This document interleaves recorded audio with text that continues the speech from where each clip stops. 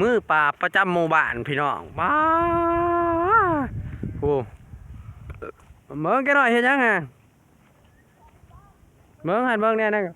เบิ่งได้จักโตแล้วเบิ่งหันสิเบิ่งหันได้จักโตแล้วขายบ่ดิห่า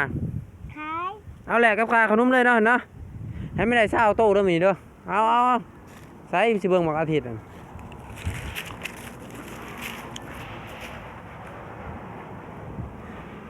ได้บ่อาทิตย์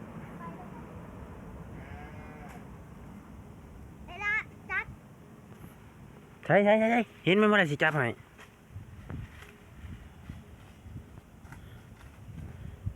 อันนี้กระป๋อมอันนี้